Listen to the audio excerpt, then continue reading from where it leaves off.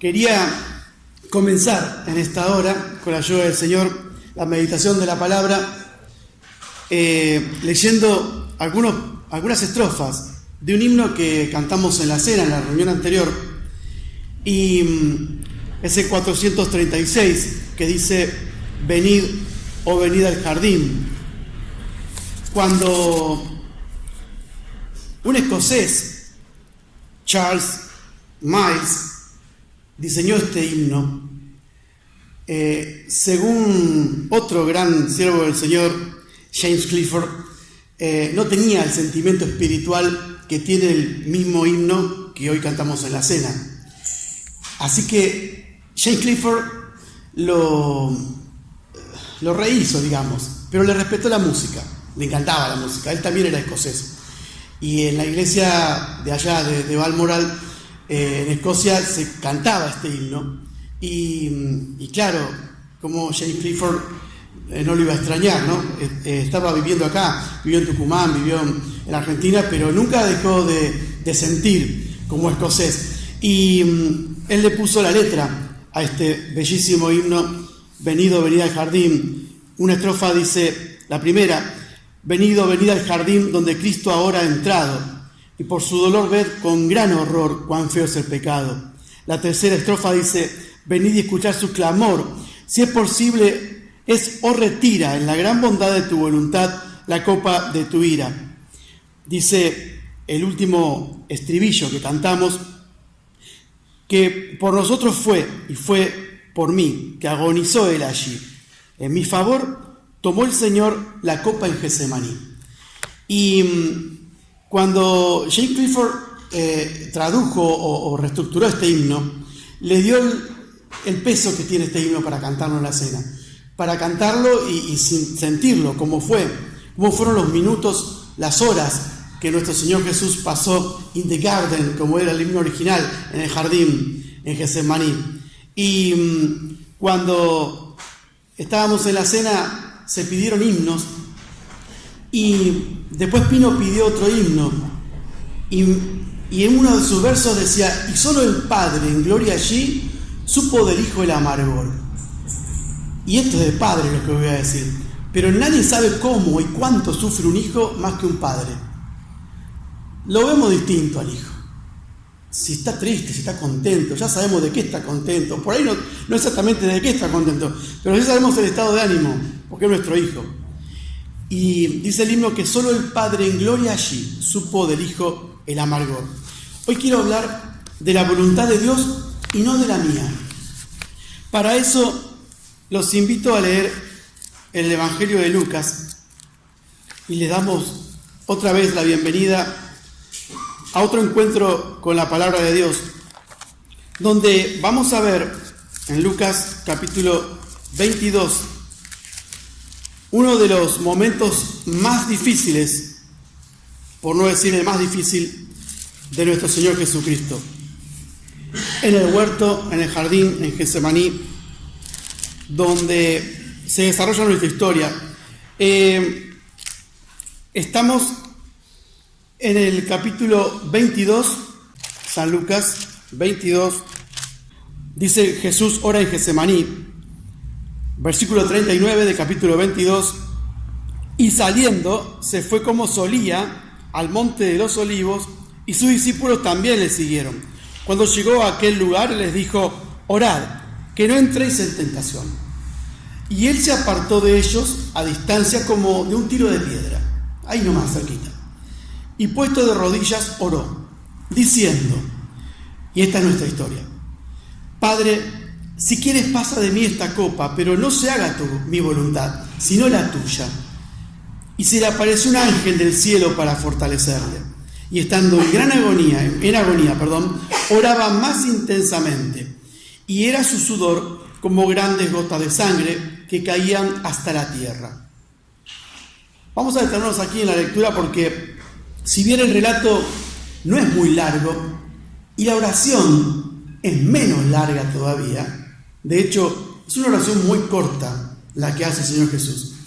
Pero esta oración de corta abunda en significado y y en un poder de cambio que cuando yo leía se me disparaban imágenes de personas, de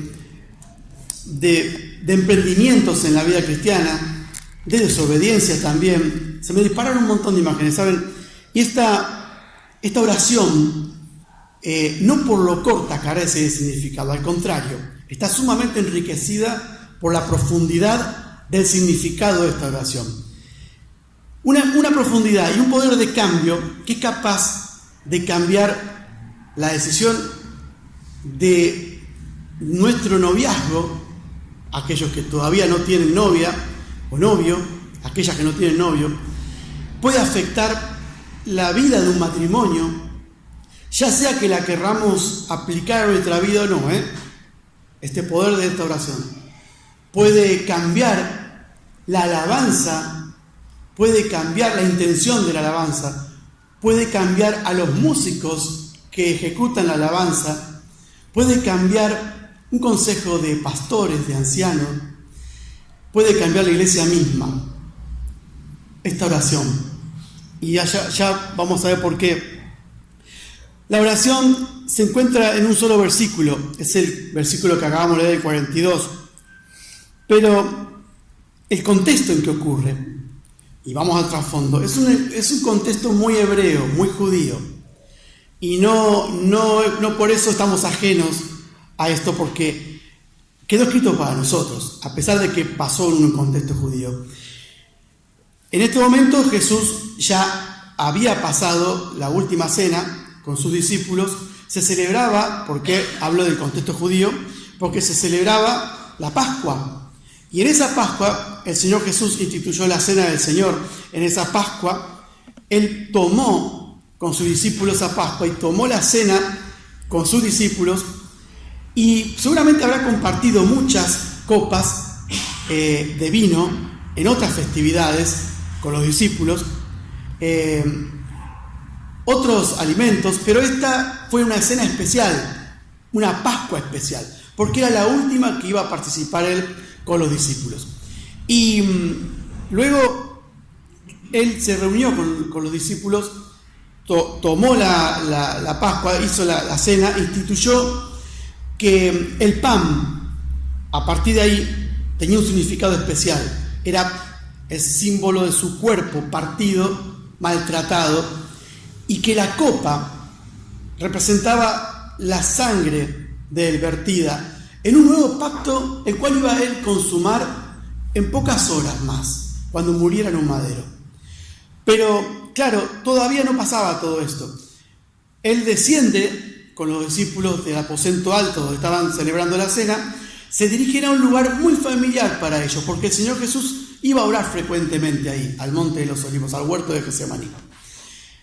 Y los discípulos lo siguen. Luego Él deja una parte de los discípulos, ya ahora va con 11 discípulos, no va con 12. Judas ya se había separado del grupo y Él no participa de este momento tan especial que estamos leyendo. Ella tenía otros asuntos más turbios, pendientes. Pero no vamos a hacer nuestro mensaje sobre Judas, vamos a hacerlo sobre la voluntad de Dios y no la mía o la nuestra. Y el Señor Jesús se aparta como un tiro de piedras, ahí nomás. Y quedan cerca de esa distancia algunos discípulos de un entorno más cercano a Él. Posiblemente los que hayan estado en la transfiguración, los que hayan visto cosas muy asombrosas. Ellos quedan cerca y los otros quedan más lejos. En ese momento el Señor Jesús, según lo que leímos, se arrodilla y ora. ¿Por qué digo que es un entorno y un contexto judío o hebreo? Por tradición y porque por una cuestión de reverencia y de postura ante la oración, el judío oraba de pie con los brazos extendidos en señal de recibir lo que Dios le va a dar, de ofrecer lo que Él tiene para dar, pero una posición de respeto, de ante una eminencia. Pero claro, muchos héroes de la fe han orado, y el máximo ejemplo que tenemos nosotros, que es nuestro Señor Jesús, cuando estuvieron en agonía, o tuvieron que o pasar peligro de muerte, o tuvieron que acercarse al Señor de una forma contrita, humillada y apesadumbrado, lo han hecho de rodillas. Cuando empezó la prohibición en Babilonia, Daniel, que tenía prohibido orarle a Dios, estaba prohibido, tenía que orar a los dioses de Babilonia. No importa, él abría la ventana y él oraba de rodillas. ¿Por qué? Porque estaba contento, porque era un rebelde sin causa. No, él estaba afligido. Le prohibieron hablar con su papá, le prohibieron hablar con su Dios. ¿Cómo va a estar contento? Estaba afligido. ¿Qué hacía? Oraba de rodillas. Y no oraba una vez, 3 veces al día, oraba por la duda. Y claro, obviamente todo el mundo lo veía y eso le costó que rompa el edicto del rey y que lo metieran preso y que lo echaran al foso de los leones. Pero no importa. Él oraba de rodillas. Salomón, el rey Salomón, empezó orando de pie cuando inaugura el templo, cuando dedica el templo.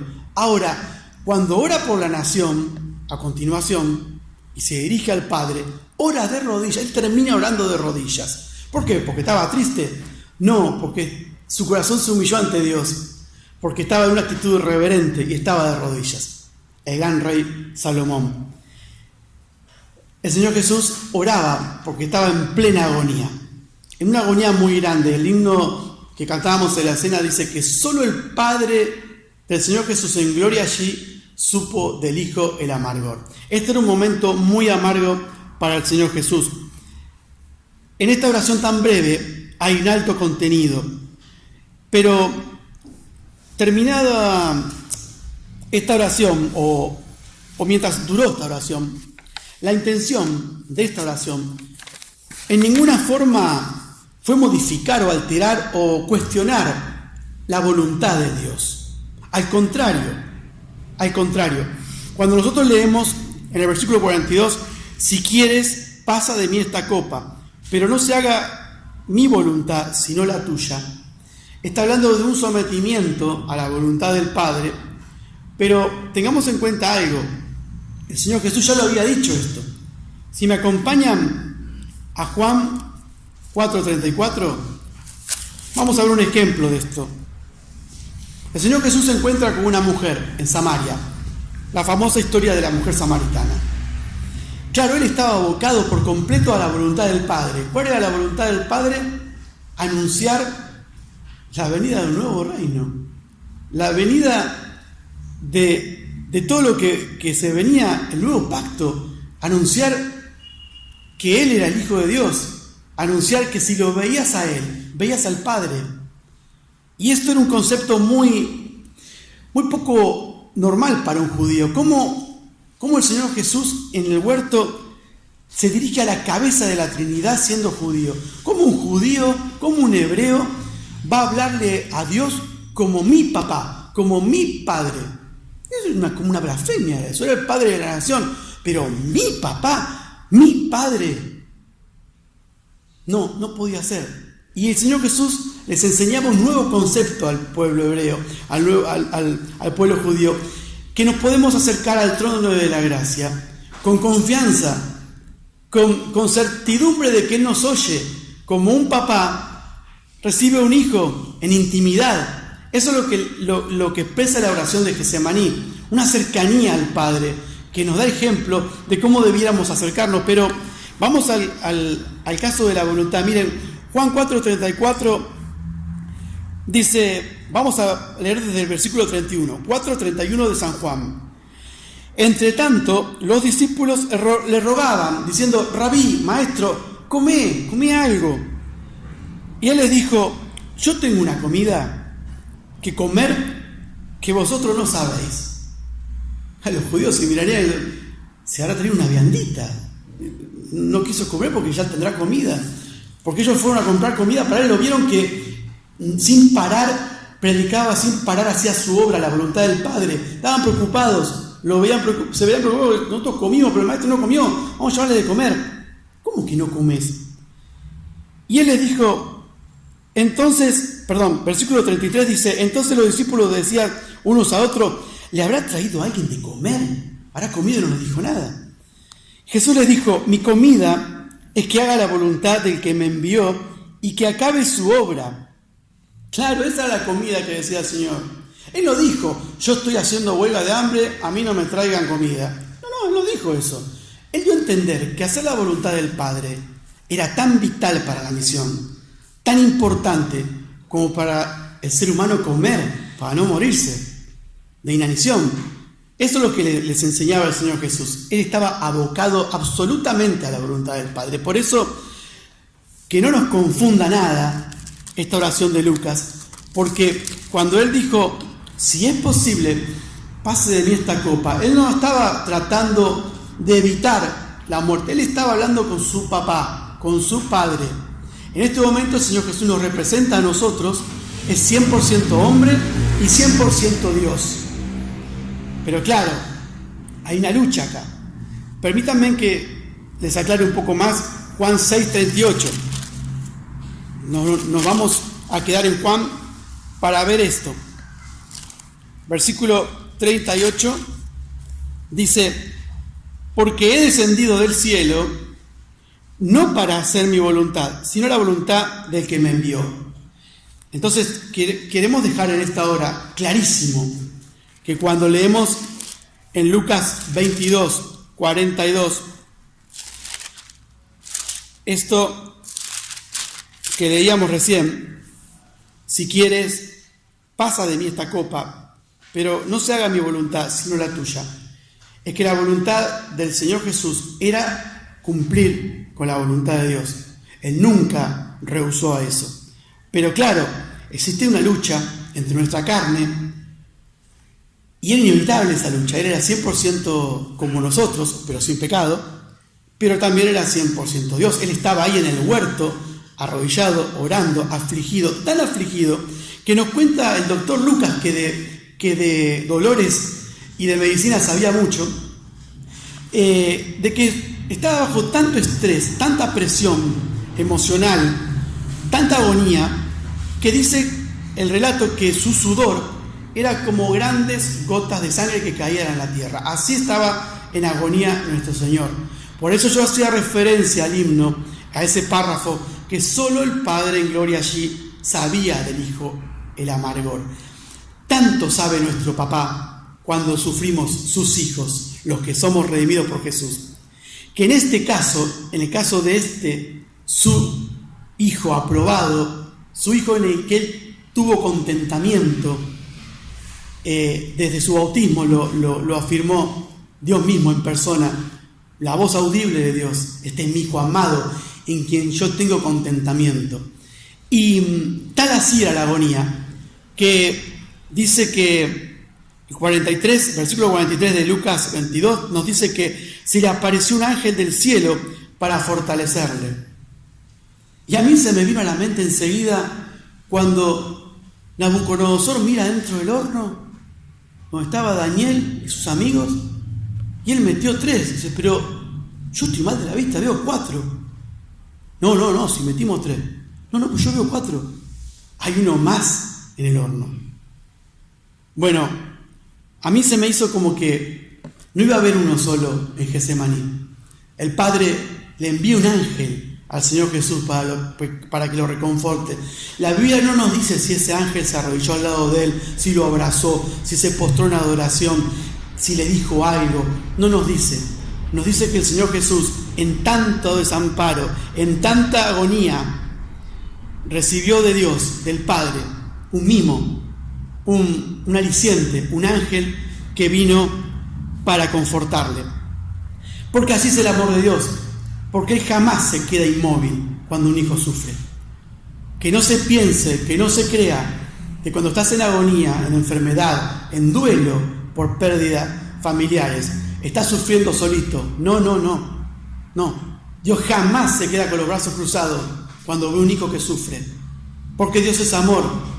Y a pesar de que Daniel y sus amigos sobrevivieron al horno, que fue calentado 7 veces por la duda, se querían asegurar de que se mueran, y el ángel de Jehová estaba ahí, el cuarto Dios lo mandó para protección, como si fuera un campo de amianto, como un campo de fuerza, para que ni siquiera un pelo te chamusque, para que ni siquiera tengan olor a quemados. Daniel y sus amigos se salvaron, Jesús no. Jesús murió por mí, por vos, cumplió la voluntad del Padre. Quiero recalcar esto, que Él cumplió la voluntad del Padre, por si quedara alguna duda, ¿verdad?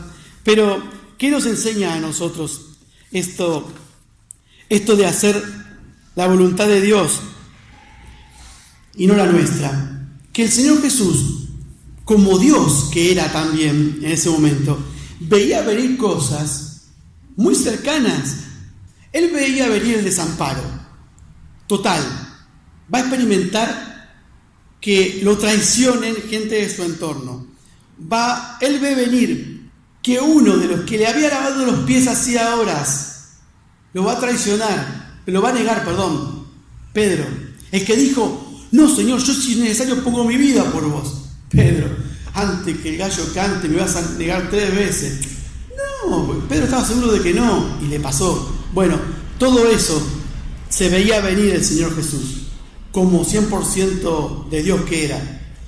Pero también veía venir el desamparo de su Padre. Él sabía lo que venía. Por eso su sudor era como grandes gotas de sangre. Estaba bajo una presión terrible. Él veía venir el juicio sumarísimo de Dios. Esto es una expresión muy setentista. Se usaba en Chile. Juicio sumarísimo era cuando la pena tuya era de muerte, directamente. Juicio sumarísimo. Y me quedé impactado por esta expresión. El Señor Jesús se enfrentaba a un juicio sumarísimo de Dios. ¿Cuál era? Que la paga del pecado era la muerte. Multiplicar todas las maldades que se te ocurran.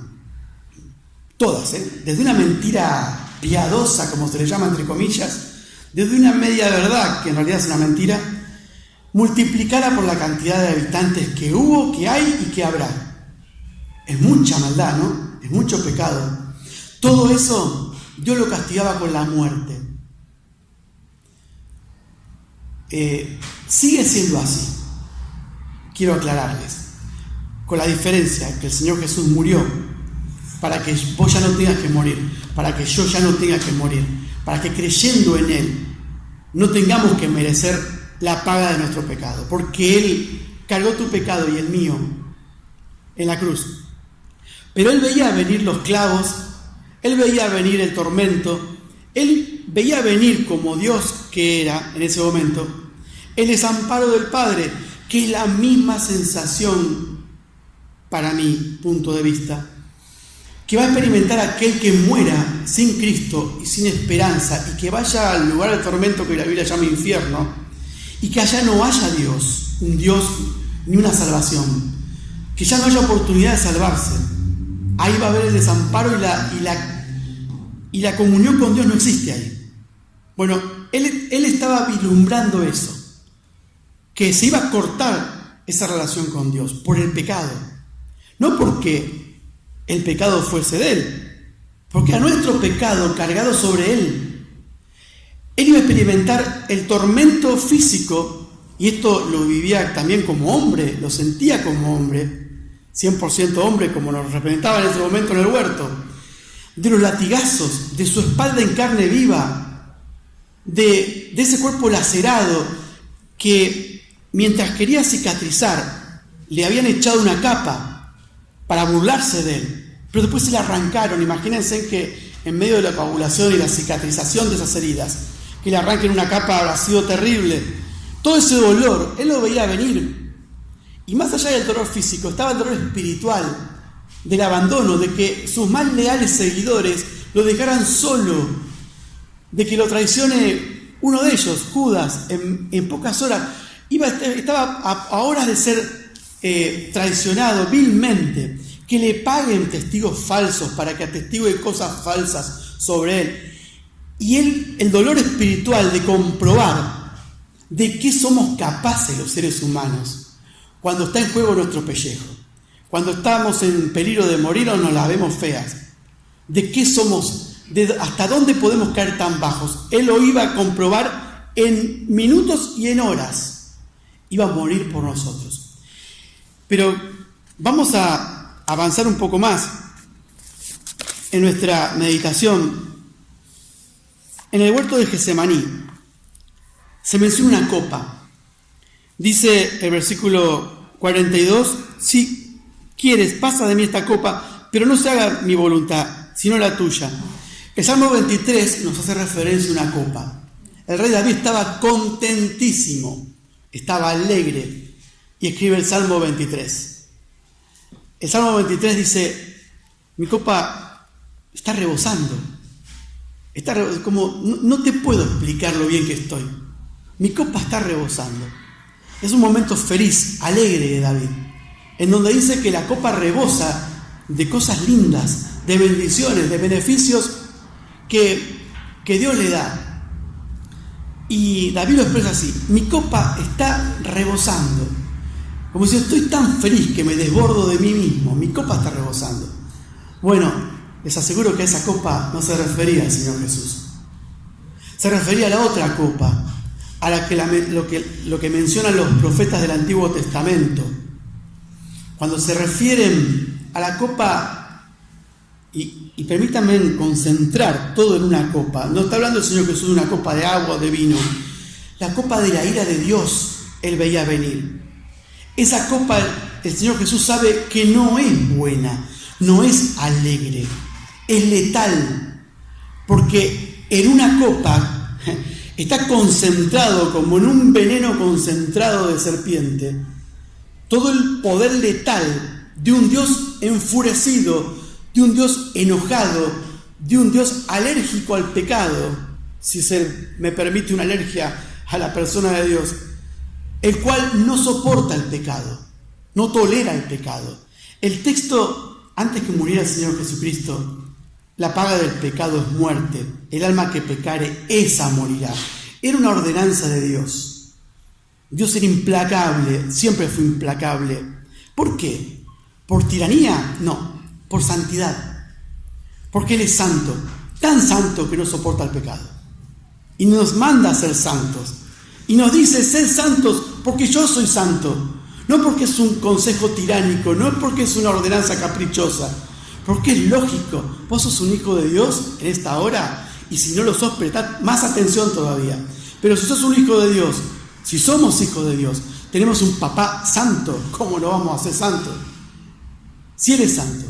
Por eso nos decía, sed santos porque yo soy santo. Y la copa de la ira era lo que el Señor Jesús veía venir. Y la veía venir muy cerca. Claro, esa copa, está diciendo el Señor Jesús, si es posible, entiendan bien, esto no es un cuestionamiento de la voluntad de Dios. Esto no es un cuestionamiento. Nuestro Dios es tan poderoso, que si hubiese otra forma de redimir al mundo, seguramente la hubiera encontrado. Pero no hay quien haga el bien, no hay ni siquiera uno. El único que podía ser digno de hacer este sacrificio era nuestro Señor Jesús. Y Él lo sabía también. Pero aún así, Él dijo, Padre, si quieres, si no quieres está bien, pasa de mí esta copa, pero no se haga mi voluntad, sino la tuya. Esa renuncia del Señor Jesús, esta oración a renunciar hasta su última fibra de voluntad y someterla a la voluntad de Dios, es lo que quiero que en esta mañana podamos apreciar. Es lo que quiero decirte, que una oración así, donde renuncia el Señor Jesús hasta su última fibra de voluntad, para darle paso a la voluntad de Dios, para darle paso a la voluntad del Padre, que en la muerte del Hijo va a asegurar mi salvación, tu salvación, y va a redimirnos del pecado y del castigo eterno. Es el título de este mensaje, la voluntad de Dios y no la nuestra. Jesús renunció a su voluntad para darle paso a la voluntad de Dios. Él llevó a cabo con una visión especial, su misión especial, que era morir. Él vino al mundo para morir por mí y por vos. Lo peor de todo es que murió por personas que no merecíamos ser salvadas, ¿sabes? Vos decís, pero ¿cómo que yo no merezco ser salvado? Si yo merezco ser salvado. No, vos no merecías nada, yo tampoco. Aún así el Padre, no sé qué vio en nosotros para que merezcamos esta salvación inmerecida, permítanme la redundancia, pero El Padre hizo cumplir en el Hijo la voluntad y Jesús murió, aunque no debiéramos ser salvados. No me preguntes por qué fui salvado, yo todavía no lo entiendo. Yo lo puedo aceptar y aceptar a Jesús como mi Salvador, pero todavía no entendí qué vio el Señor Jesús en mí, qué vio el Señor Jesús en vos, para venir de los cielos con una visión clara y con una misión clara, morir por los pecados del mundo. Cuando Él dice así, que renuncia a su voluntad para darle paso a la voluntad de Dios, recuerdo personajes y héroes de la fe, como Abraham. Abraham le pide a Dios descendencia, la espera casi toda su vida. Cuando ya estaba finiquitado en edad, cualquiera puede ver eso si conoce la historia de Abraham, Dios le da un hijo. Al poco tiempo le habla y le dice: tráeme a tu hijo, a tu único hijo, llévalo al monte que yo te voy a decir y quiero que me lo ofrezcas ahí. Ok. Difícil, ¿eh? El único hijo que esperó toda su vida, porque Sara su esposa era estéril. Dios le da un hijo y se lo pide que se lo ofrezca. Y cuando él va a levantar su mano, primero, antes le dice a los siervos: ustedes quédense acá, el muchacho y yo vamos a adorar y venimos. Esa era la fe de Abraham. Esa era la voluntad a la que renunció Abraham. Porque confiaba en Dios y le fue contado por justicia, como leemos en el Nuevo Testamento. Porque él estaba seguro que aunque Dios permitiera que su hijo muera, como era el hijo de la promesa de Dios y él le creía a Dios, ese hijo iba a resucitar. Con tal poder que tenía Dios, Abraham confió hasta en eso, que a nosotros no se nos hubiera pasado nunca por la mente. Nosotros lo único que sabemos hacer es quejarnos. Lo único que sabemos hacer es quejarnos y lo mal que hacemos, en vez de renunciar a nuestra voluntad y darle paso a la voluntad de Dios. Abraham toda su vida esperó un hijo y se lo ofrece a Dios. Dios le dice: no, Abraham, no es necesario. Yo ya sé, ya me di cuenta de qué forma crees en mí. Y le preparó un sustituto. Enseguida se escuchaba el sonido de un cabrito enredado en un zarzal. Y Dios le dijo: mirá para allá, ese ya está, no me tenés que ofrecer a tu hijo. Y le fue contado por justicia. Moisés, ¿se acuerdan? Dios le dijo: lamentablemente no vas a ver la tierra prometida. Él desobedeció un par de veces y Dios le dijo: no vas a ver la tierra prometida. Él sacó al pueblo y lo guió hasta la tierra prometida, mas no entró en la tierra prometida, ni siquiera él la pudo así como de lejos, pero no entró en la tierra prometida. Y Moisés renunció a su deseo más ferviente de entrar con el pueblo en la tierra prometida.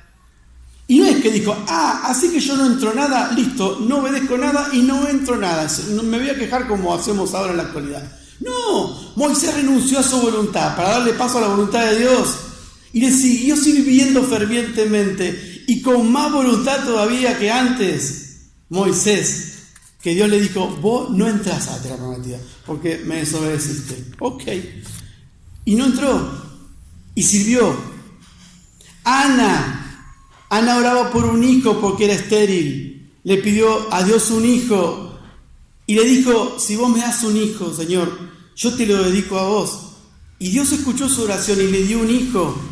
Y cuando pasó el tiempo de que lo tenía que amamantar, se lo lleva a Elí al templo y le dijo: toma, para que me lo críes, porque va a ser para Dios. Renunció a su voluntad, renunció a criar un hijo. ¿Cuántas mamás hoy renunciarían a su hijo de tenerlo 9 meses en la panza, de poder darse el lujo de amamantarlo y después de llevarlo a la iglesia para que lo críe un desconocido y te privás de criar a tu hijo? Ana cedió a su voluntad para darle paso a la voluntad de Dios. Y todo el mundo recuerda, los que hemos leído la vida de Samuel, lo que hizo Dios con Samuel, cómo fue Samuel, qué importante que fue Samuel. ¿Por qué? Porque la mamá renunció a su última fibra de voluntad, imitando, sin conocerlo en época al Señor Jesús. Renunció a su voluntad para que se haga la voluntad de Dios. Pablo, el apóstol Pablo, renunció a su salud cuando le pidió a Dios más de una vez que por favor le quite el aguijón en la carne. Y Dios le dijo: Pablo, bástate en mi gracia, porque mi poder se perfecciona en tu debilidad. Ok, dijo Pablo. Y aceptó eso. Renunció a su voluntad, a su deseo de ser. No sabemos bien exactamente de qué sufría Pablo, pero evidentemente algo lo afectaba en su salud. Muchos dicen que era una ceguera, muchos dicen que su rostro quedó medio arruinado por el resplandor que lo cruzó en el desierto, donde él cambia su vida. No sabemos qué tenía Pablo, la Biblia no nos da un detalle anatómico, pero él le pide que le saque ese aguijón en la carne que le molestaba. Dios le dijo: Pablo, mi gracia es suficiente, mi poder se perfecciona en tu debilidad. Y Pablo entendió, y Pablo dejó su voluntad para darle paso a la voluntad de Dios. Y todos sabemos por la cantidad de cartas, ¿quién no se ha convertido? ¿Quién no tuvo una experiencia de conversión con algo que escribió Pablo? Millones en el mundo se han conmovido y convertido y han aceptado a Jesús a través de las cartas de Pablo. Pablo cedió a su voluntad para darle paso a la voluntad de Dios. El Señor Jesús dijo en Lucas 9:23: si alguno quiere ir en pos de mí, niéguese a sí mismo, renuncie a sí mismo. Quiere decir esto: tome su cruz cada día, no los domingos a la mañana, cada día, y sígame. Eso es renunciar a tu última fibra de voluntad para darle paso a la voluntad de Dios. Finalmente, el Señor Jesús murió en una cruz. Le pasó todo lo que él veía venir. En un momento dijo: Dios mío, ¿por qué me has desamparado? El Padre desamparó al Hijo para ampararnos a nosotros. Solo el Padre en gloria allí supo del Hijo el amargor. Pero Jesús no quedó ahí. El Padre le resucitó, triunfante, al tercer día. Dios le levantó de los muertos. Y es lo que venimos a anunciar. Y es lo que yo te vengo a contar en esta mañana. Que si vos no conoces a Jesús, no conoces a Dios todavía, en una experiencia personal, y pensás que podés mantener tu voluntad y seguir haciendo la tuya como a vos te parece, sin importarte lo que Dios quiere, te sugiero que lo reveas, porque el Señor Jesús, 100% hombre, 100% Dios, en el huerto de Getsemaní, renunció a su voluntad para darle paso a la voluntad del Padre. Y en el medio de esa lucha, Él dijo: que no se haga mi voluntad, sino la tuya. Y Él murió por mí y por vos en la cruz. Y Dios lo levantó de entre los muertos y le resucitó. Y hoy está sentado a la diestra del Padre, dice la Biblia. Y Él aboga por todas nuestras macanas y pecados que cometemos a diarios, las 24 horas, las 25. Tenemos una hora más para pecar, de tan imperfectos que somos. El día tiene 24, pero nosotros le agregamos una hora más porque así somos de pecadores. Salvados, pero pecadores. Muertos al pecado, pero todavía no terminamos de morir al pecado. Por eso es necesario que renunciemos a nuestra voluntad. Siempre para darle paso a la voluntad de Dios.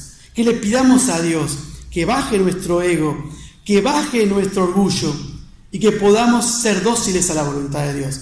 Así como Jesús, Pablo decía: sed imitadores de mí, como yo lo soy de Cristo. Había que pararse así, y decir: sed imitadores de mí.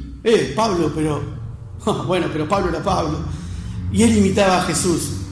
Le quedó tan claro ese día en el desierto a quién estaba persiguiendo. Cuando el Señor Jesús le dijo: Pablo, pará, soy yo, Jesús, al que estás persiguiendo.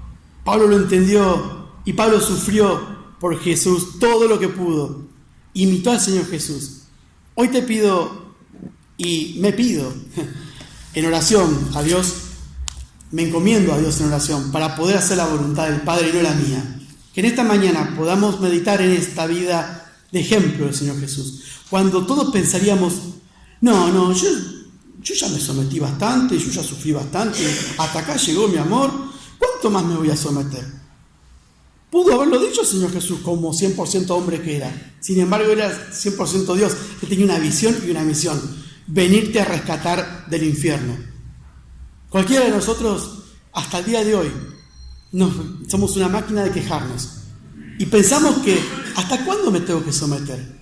¿Hasta cuándo tengo que ser obediente? ¿Hasta cuándo tengo que soportar esta injusticia de parte de Dios? Como si Dios fuera un juez injusto. Tenemos ese tupé, ese atrevimiento de quejarnos. Aprendamos a no quejarnos. Aprendamos del Señor Jesús, que en el huerto de Getsemaní eliminó hasta su última fibra de voluntad para darle paso a la voluntad de Dios. Gracias a ese renunciamiento, gracias a ese paso de obediencia total del Señor Jesús, que lo consumió por completo. Él estaba ocupado todo el tiempo en cumplir la voluntad de su Padre. Y la voluntad de Él fue que nosotros creamos en Él y que fuésemos redimidos por Él. Por eso es importante en esta mañana recalcar este mensaje, que no se haga mi voluntad, sino la voluntad de Dios. Que el Señor bendiga su palabra. Muy bien, agradecemos a Dios la palabra que hemos recibido en esta mañana. Agradecemos a Norberto su preparación y nos quedamos mirando el ejemplo de Jesucristo en su sumisión al Padre y en su obra perfecta, hecha por nosotros en la cruz una vez y para siempre. Así que recordamos esto y, como siempre decimos, si alguna duda, alguna cosa que no quedó clara del mensaje expuesto hoy, no te vayas, tenemos tiempo para ayudarte y para que puedas irte a tu casa con la certeza de que la obra de Cristo en la cruz ha sido aplicada en tu vida por imperio de la sangre que Él vertió para salvarte de una eterna condenación. Este es un poco el fondo del mensaje que predicamos cada domingo en este lugar. Te agradecemos, Padre, porque hemos podido reunirnos otra vez el día de la semana para compartir este tiempo de comunión, para abrir tu palabra y meditar en ella. Pedimos, Padre, que tú bendigas lo que se ha expuesto y trabajes en los corazones para que comprendamos hoy la dimensión del amor tuyo, la dimensión del amor de Cristo, quien sufrió lo que hoy hemos leído, para finalmente ir a la cruz y dar su vida en rescate por todos nosotros. Oh Padre, bendice tu palabra y ayúdanos a entender cuánto nos amas.